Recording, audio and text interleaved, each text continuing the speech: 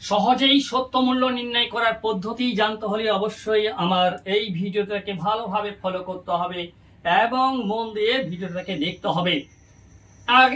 এর আগের ভিডিওটা দেখা অত্যন্ত জরুরি রয়েছে। আজকের এই সত্য মূল্য নির্ণয় করার বিষয়টা যদি ক্লিয়ার ভাবে বুঝতে হয়, কারণ হচ্ছে আগের ভিডিওতে এই সত্য মূল্য নির্ণয় করার জন্য প্রয়োজনীয় যে উপাদান রয়েছে অর্থাৎ বচন গ্রাহক এবং ধ্রুবক, এই দুটি বিষয় ওখানে খুব সুন্দরভাবে আলোচনা করা হয়েছে। বচন গ্রাহক এবং ধ্রুবক দুটো বিষয় সম্পর্কে আগে স্বচ্ছ ধারণা পেতে হবে, তাহলেই সহজে কিন্তু সত্য মূল্য নির্ণয় করা যাবে। যদি ঘাটতি থাকে সহজে করতে পারবে না, অসুবিধা হবে। আজকে ফলো করে দেখো, সত্যাপেক্ষ বচনের সত্য মূল্য নির্ণয় করার জন্য আমরা যে যৌগিক বচন দেখেছি, সেই যৌগিক বচন যেহেতু একাধিক স্বরবচন যুক্ত, তার জন্য ধ্রুবক দিয়ে সেগুলিকে যুক্ত করা হয় বা ধ্রুবক দিয়ে চিহ্নিত করে সেটা প্রকাশ করা হয়।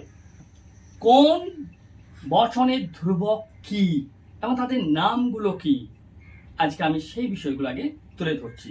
এর জন্য তোমাদেরকে দেখতে হবে বিষয়টাকে ভালোভাবে। প্রথমত হচ্ছে শব্দ।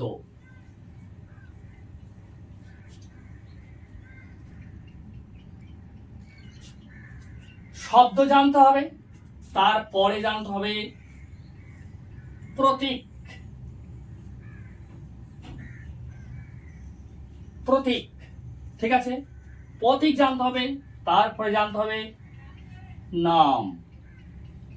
কোন প্রতীকের ইংরেজিতে কি নাম, তারপরে জানতে হবে তোমাকে বচন। ওকে, বচন। এই চারটা বিষয় তোমাকে আগে জানতে হবে। শব্দগুলো কি, সেই শব্দের প্রতীকটা কি অর্থাৎ ধ্রুবকটা কি, আর সেই ধ্রুবকের নামটাই বা কি, আর সেটা কোন বচনের ধ্রুবক। দেখো, প্রথমে বলছি আমি একটা শব্দ, এমন নয়। এমন নয়, তার সঙ্গে যে কথাটা থাকতে পারে, এমন নয়। একই যুক্তিবিজ্ঞানে প্রতীক করতে হলে কি করতে হবে, এইটা, এই চিহ্নটা বোঝা গেছে। এইটা হলো প্রতীক চিহ্ন, তথা বলা যায় এটা একটি ধ্রুবক। আচ্ছা, এর নাম কি? এর নাম হচ্ছে কার্ল। এর নাম হলো কার্ল।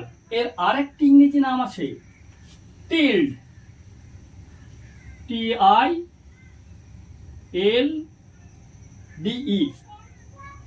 বোঝা গেল? এবার এর আসছে বচন। এটি কোন বচন? এটা হলো নিষেধক বচন বা নিষেধ বচন। নিষেধ বচন, বোঝা গেল? তাহলে আমরা এখানে পেয়ে গেলাম একটা বচনের প্রতীকায়িত করার জন্য যে সমস্ত উপকরণ লাগে, সেই বিষয়গুলো আমরা এখানে পেয়ে গেলাম। ঠিক আছে?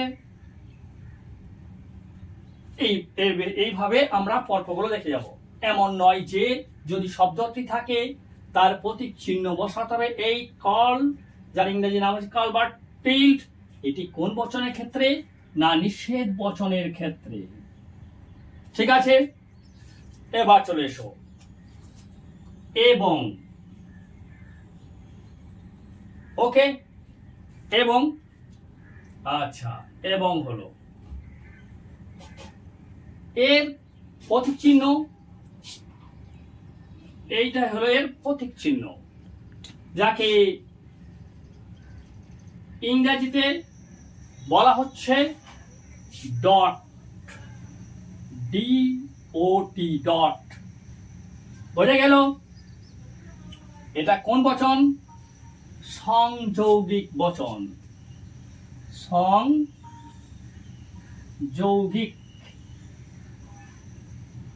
সংযৌগিক বচন। বোঝা গেল? তাহলে এবং থাকলে পরে চিহ্ন হবে ফুল স্টপ, যেটাকে ইংরেজিতে আমরা বলছি ডট। আচ্ছা, তাহলে এবং, যেমন একটু আগে উদাহরণ, আমরা যদি উদাহরণ দিই, লোকটি পণ্ডিত এবং জ্ঞানী।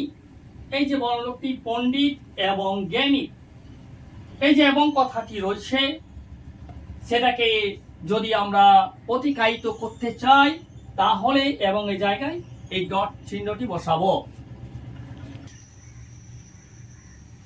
আর এই ডট চিহ্নযুক্ত বচনটির নাম হলো কি বচন? না, সংযৌগিক বচন। যখন সংযোগী বচন পাবো তখন আমরা যদি প্রতিকায়িত করি বচন গ্রাহক নিয়ে, তার মাঝে আমরা এই ডট চিহ্ন বসিয়ে দেবো, তাহলে কিন্তু আমার বচন গ্রাহক হয়ে যাবে। চলে এসো পরে। এবার পাচ্ছি কি? অ থ বা। এর আরেকটা শব্দ হয় হয় না হয়। এর আরেকটা শব্দ হয় নতু বা। যাই হোক, এই ধরনের বিকল্প শব্দ কিন্তু আছে। সেই শব্দ যদি থাকে তাহলে তার প্রতীক চিহ্ন হচ্ছে এই যে ভি এর মতো আকার, ভি এর মতো আকার। এর নাম ইংরেজিতে হচ্ছে VEL, ভেল। ঠিক আছে, এই বচনটির নাম কি? বচনটির নাম হচ্ছে বৈকল্পিক। বৈকল্পিক, বোঝা গেল? বৈকল্পিক বচনের প্রতীক চিহ্ন হচ্ছে ভেল। আচ্ছা, এর বাংলা শব্দগুলো হলো অথবা, হয় না হয়, নতুবা, এই ধরনের শব্দ।